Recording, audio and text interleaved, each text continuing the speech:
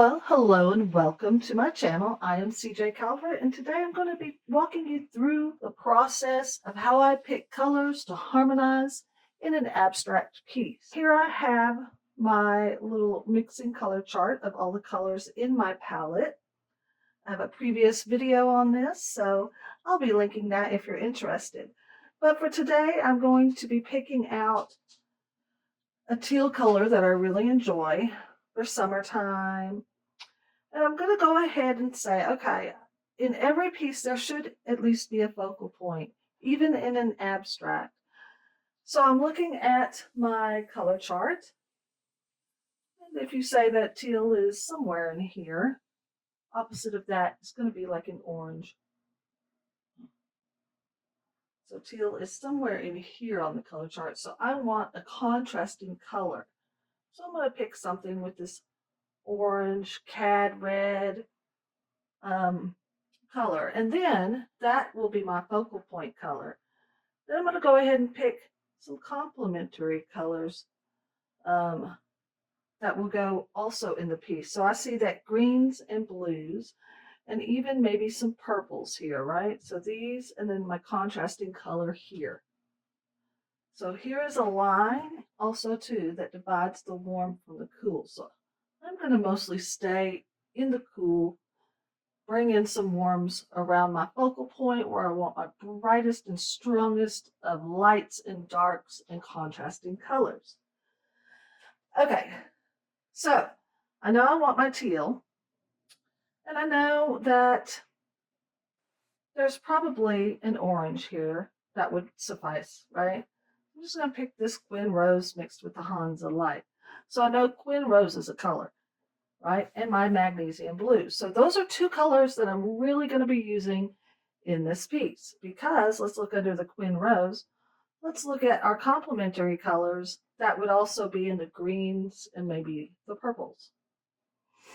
So I know I like this color here as a purple, and it's got Quin Rose with ultramarine blue. So I'm just going to quickly lay out these colors so I know what's going in my piece. So I know I'm going to have my manganese blue, my Hansa yellow, my Hansa yellow light, and I'm also going to come in with the Quin Rose, quinacridone rose. What other color did I say? Oh yeah, the ultramarine blue, which is my. Okay, so I'm just going to start laying out a few colors that I know that I want to go and mingle together in this piece to harmonize the piece. All right, so that's a purple color there. I want to go more into a green.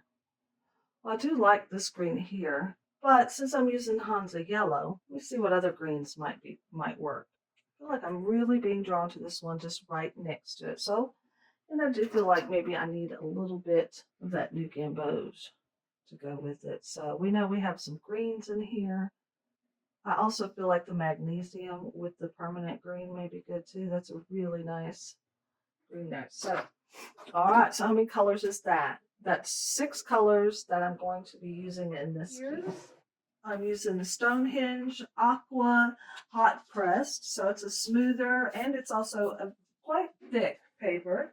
All right, now that I have my paper taped down, I'm going to go ahead and make some marks. I think today I'm going to use the Stabilo. I will go ahead and go in with the black and just start making some random marks here. Nothing is going to be thought out. So I literally am just going to start building this as I go. All right. I'm going to add some water to it and let that do its magic. All right. And watch that move and kind of dissipate around. The more water you add, but I also want it to move a bit. So,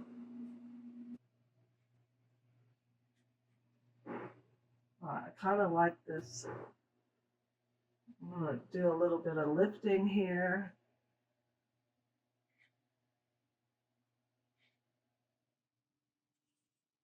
I'm going to go ahead and add some of my ink, spray ink that I've made. That I like that. So it turns it more onto the blue side here. I wanted to get just a bit over. All right, so now I have totally dried this, and I am going to start maybe coming in with some very light lines, just kind of maybe seeing if I see anything that's interesting. So I think I'm going to use some pencil. Maybe there's a bit of shore land back here.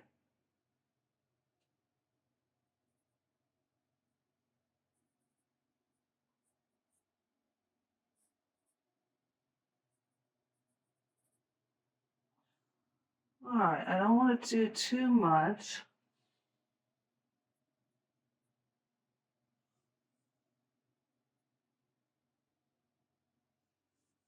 And I want to keep the eye coming here.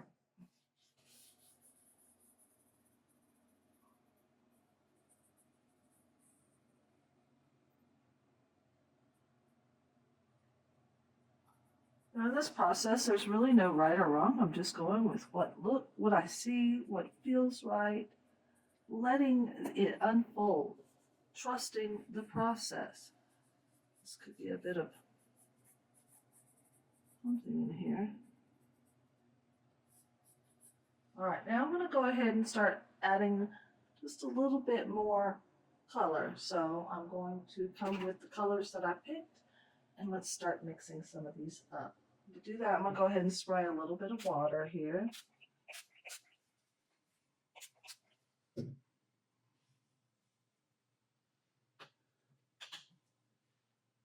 And I'm also trying to use my brush strokes in a way that helps guide the eye. What do I mean by that? The viewer's eye, how it's going to move to a focal point, which I haven't determined yet, but I know I need some interest in lines in here. So I'm going to add a bit of that magnesium blue down here as well. All right. Soften that just a bit. Maybe I'll pick up a little bit. So I still want to leave plenty of negative space as well, meaning plenty of white on the paper as well. All right, I'm liking this in here. All right, now let's see what other colors. A little ultramarine here, which will also help with a little bit with a little bit of the violet purple tones that would harmonize well with it. You don't have to do too many.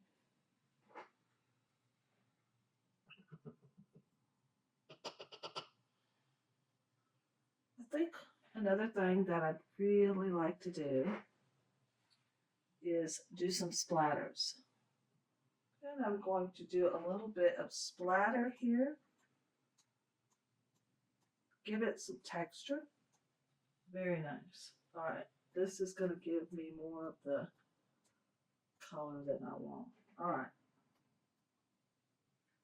We'll come in with some moon glow. Moon glow is one of those colors that has some really interesting undertones, more of a purple violet undertone to it, but it's more of a neutralized color. So I'm going to come in here, maybe on some of these, and hit that in the distance.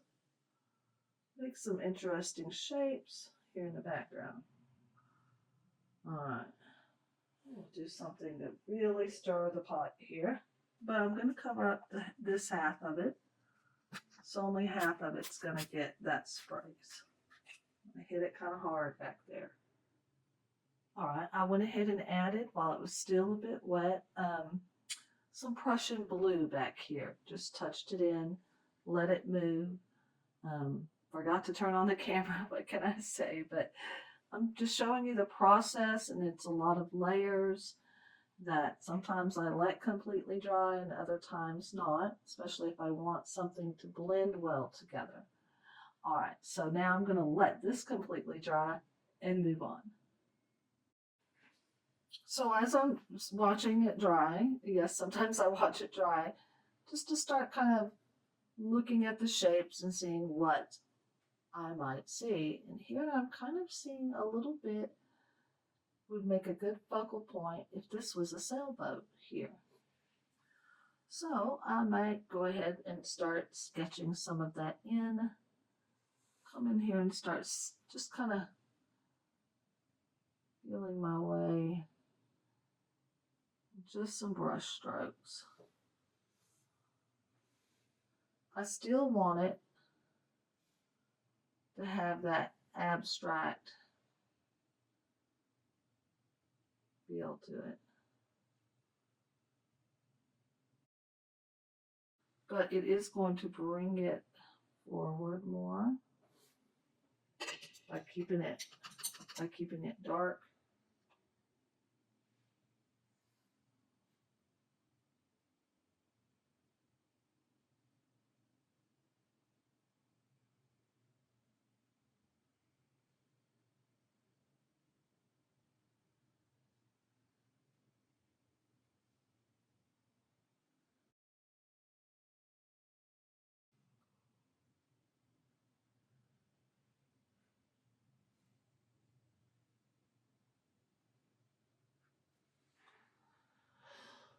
Now I'm going to take some of it away.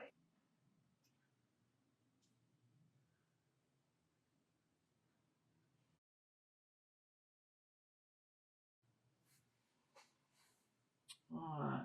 I don't want to overthink it, but here we go. I'm going to go ahead and do me a little carrot guy here in his boat.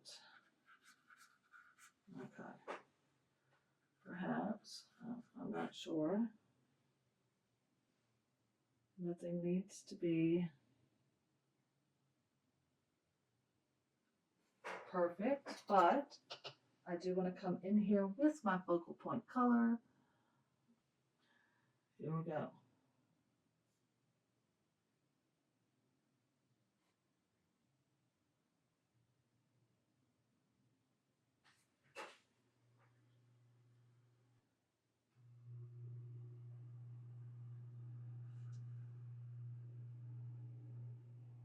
Now I'm going to go very light and come in here like maybe there's still a reflection here.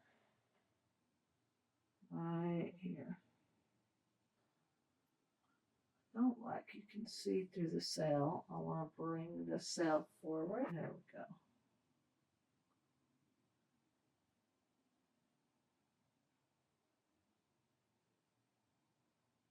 Here with a little bit more of these harmonizing colors while I bring the sail forward.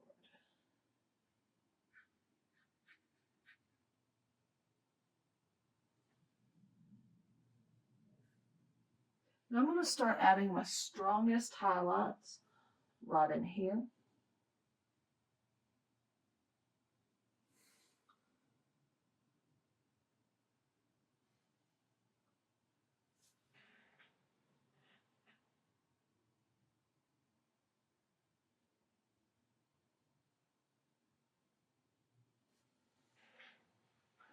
And I can go in there and soften those too.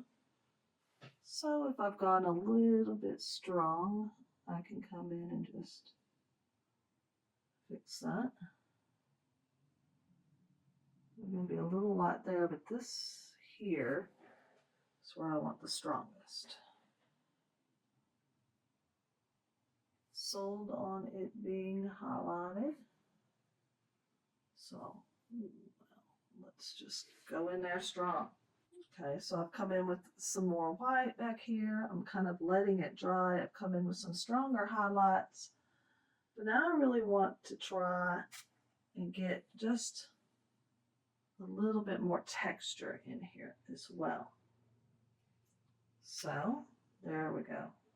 Disperse that out a bit.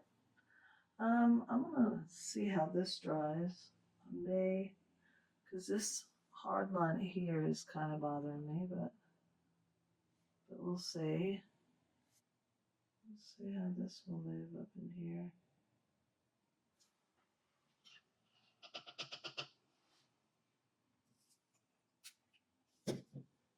Ah, interesting. I just don't feel like I have enough of this Prussian back here. I'm going to squirt this back here. I want to come in stronger with this. If it needs to go up into the clouds, we let it. It's just something that's not striking me right about it. So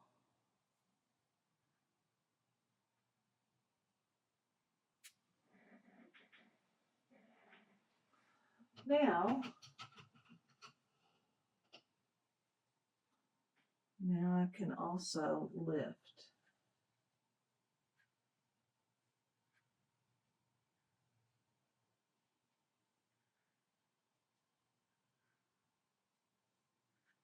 Oh yeah.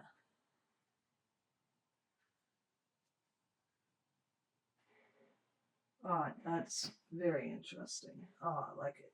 All right, I even like how it's doing up there. I'm gonna give that just a second.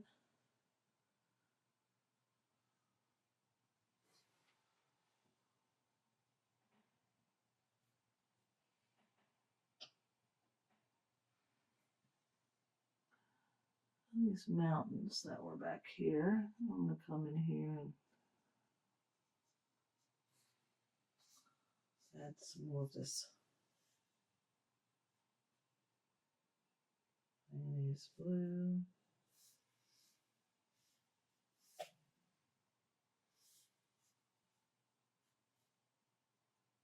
I like that.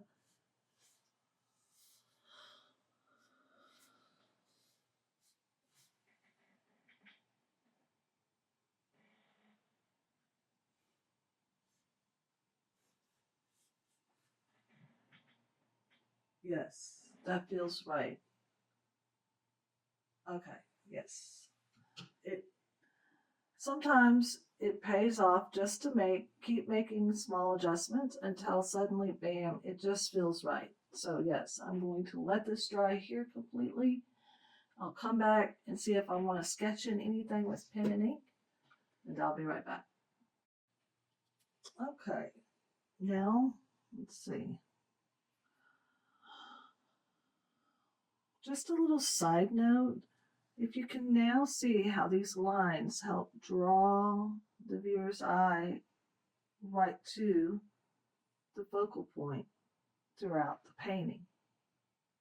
So when you start off with random lines, letting your subconscious guide you, just creating, it really does add interest with the movement of the artwork. So, I mean, this is something that I've just kind of discovered through playing around with mark making and spontaneous abstract mixed media painting is actually the more lines and more chaotic it starts off with, the more abstract in the beginning, and then you can keep adding layers and building it up to something magical to me. I mean, I had no idea when I sat down what I was going to paint. I only knew what colors I wanted to put in it. I wanted the colors to be kind of summery and represent harmony, but I also wanted to bring interest to a focal point. I wasn't sure if that focal point was just going to be a shape or what, but wow, I'm really pleased how this has turned out so far. I think I'm going to keep working at it and fine tuning it. So I'm just going to start coming in here with a little bit of sketching. Nothing has to make sense at this point, other than I kind of want that to represent a bank back here.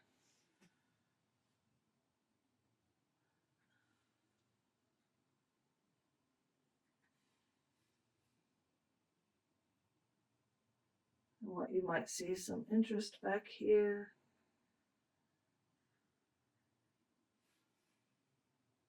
It's kind of like coming in and making more random marks, but you are more localized. Like I know that I'm trying to make some trees and some land back here. So I'm just adding in some of these shapes. It gets a little too scribbly. I just move to another area. I find for me what helps is to keep my pen moving. Let me around the painting. I don't feel like I need too much in here.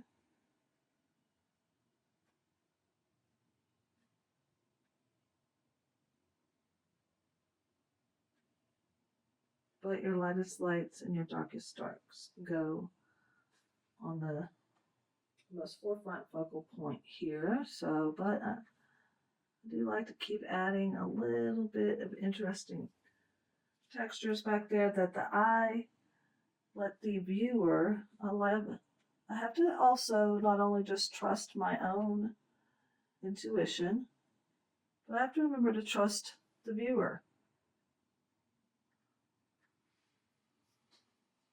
and let them tell the story of how they see it. All right, I think that's it. This piece is done. Thank you for joining me. If you are not subscribed, please consider subscribing. It's free. Just push the subscribe button, and I'll see you in the next one. I cannot talk today.